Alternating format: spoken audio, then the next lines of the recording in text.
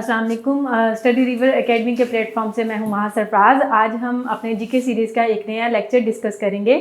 आप लोगों को पता है कि दुनिया के अंदर 7 कॉन्टिनेंट्स हैं। उन कॉन्टिनेंट्स की हम कैपिटल्स डिस्कस करते हैं, करेंसीज डिस्कस करते हैं, फिर उसके बाद एक एक मुल्क को लेकर, कंट्री को लेकर हम उसको डिस्कस करते हैं।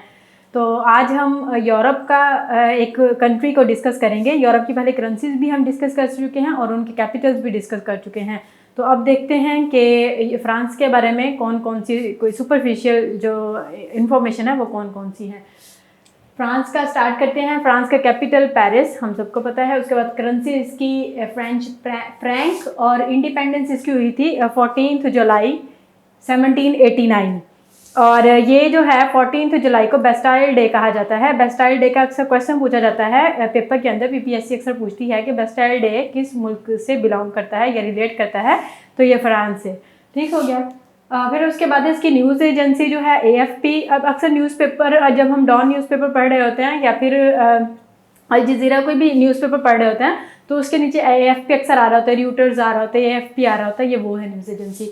उसके बाद इसकी कुछ ओवरसीज टेरिटरीज भी है। ये TER जो लिखा हुआ है ना, ये टेरिटरीज है। तो टेरिटरीज का मतलब ये है कि इसके कुछ ऐसे भी इलाके हैं जो इसके अपने एरिया में नहीं है, थोड़ा दूर इससे फॉल करते हैं। तो उसमें से देख लेते हैं कौन कौन सी है। फ्रेंच गियाना मैंने आप लोगों को पढ़ाई हुई है। आप लोगों ने मुझे कमेंट बॉक्स में बताना है कि ये किस कॉन्टिनेंट में थी। फिर उसके बाद है म्योटे, रियूनियन, उसके बाद है गदलुप और मार्टिनिक। इसके बाद इसका हाईएस्ट पॉइंट अगर हम देखें तो वो है माउंट ब्लैंक। माउंट ब्लैंक जो है ये हाईएस्ट पॉइंट है फ्रांस का।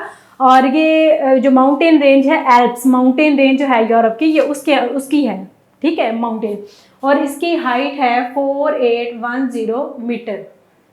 ठीक है, 4810 मीटर। और एल्प्स भी यहाँ पे लिख देती हूँ, एल्प्स माउंटेन रेंज में ये फॉल करती है।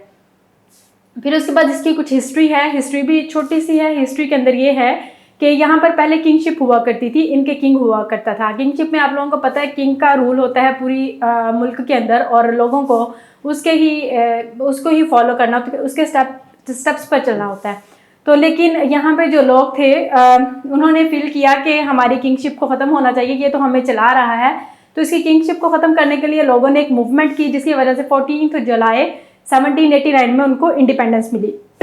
और इनका जो किंगशिप, अगर लास्ट किंग आप लोगों से पूछते हैं फ्रांस का, तो वो है लुइस 14। फिर उसके बाद 14 जुलाई 1789 में इनकी इंडिपेंडेंस है। उसके बाद 1804 के अंदर इनके एम्परर बने थे नेपोलियन बोनापार्ट। नेपोलियन बोनापार्ट का हम पढ़ के आए थे कि 1815 के अंदर इनकी वॉर ऑफ वाटरलू के अंदर यूके से इसको ब्रिटेन से शिकस्त हुई थी। और इसकी डेथ कब हुई थी? 5 मई 1821 सेंट हेलिना 1821 के अंदर। ठीक हो गया, 5 मई 1821 को इनकी डेथ हुई थी। फिर उसके बाद है 1886 के अंदर इन्होंने यूएस को एक स्टैचू गिफ्ट किया था, वो जो मैंने आप लोगों को पढ़ाया था, स्टैचू ऑफ लिबर्टी, ये वो है। फिर उसके बाद है 1889 के अंदर इन्होंने एफल टावर इनका बना था। उसके बाद अगर हम देखें यहाँ पर 1914 से लेकर 1945 तक जो 2 वर्ल्ड वॉर्स हुई थी, 2 अलग-अलग ये वॉर्स हुई थी।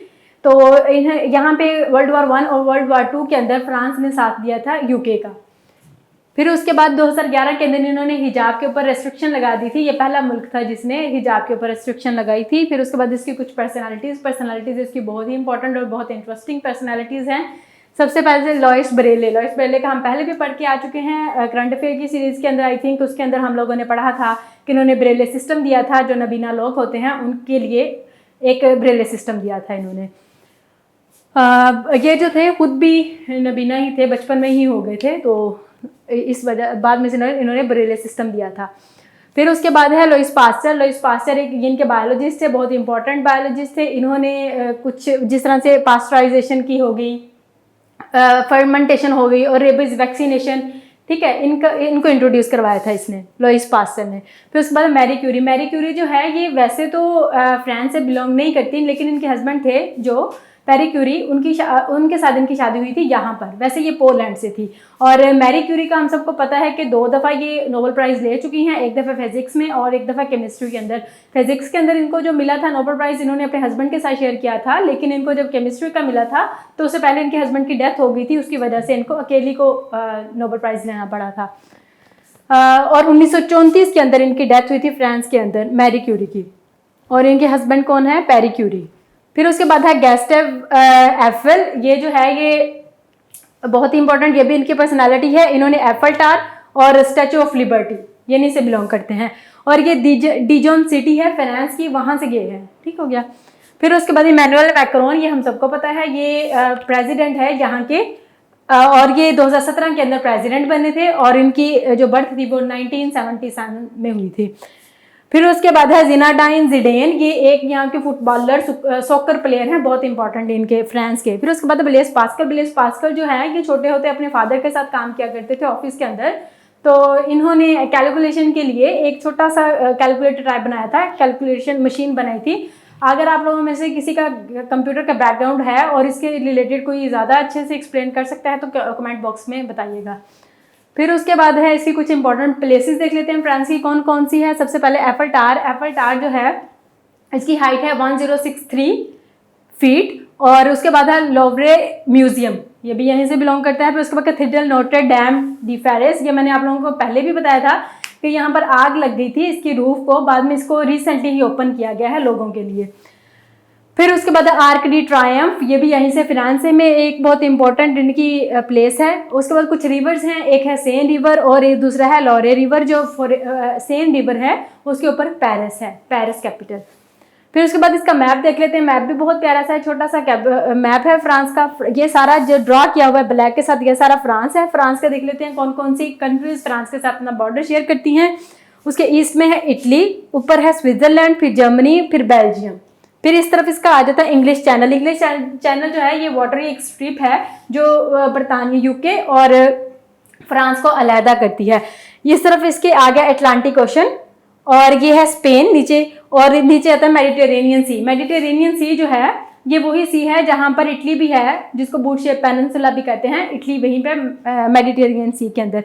और ये जो है अगर हम स्पेन के साथ फ्रांस का देखें, यहाँ पर एक बहुत इंपॉर्टेंट माउंटेन रेंज आ रही होती है, पायरेनीज माउंटेन रेंज। जब हम स्पेन के बारे में पढ़ेंगे तो मैं उसके अंदर पायरेनीज माउंटेन का थोड़ा सा आप लोगों को बताऊंगी, ये भी बहुत इंटरेस्टिंग है। और ये अगर आपसे कोई क्वेश्चन में पूछ लेता है एमसीक्यूज कि पायरेनीज माउंटेन किसका बॉर्डर बनाती है, किसके बॉर्डर पे आती है, आप लोगों ने कहना है फ्रांस और स्पेन के। और इसके अलावा फ्रांस और स्पेन के बॉर्डर पर एक कंट्री भी आ रहा था, अंडोरा, अंडोरा लावेला, जिसका कैपिटल है, मैंने आप लोगों को पढ़ाया हुआ है। तो आज के लिए इतना ही था, मैं थोड़ा साइड पे हो जाती हूँ, आप लोग स्क्रीनशॉट ले लें।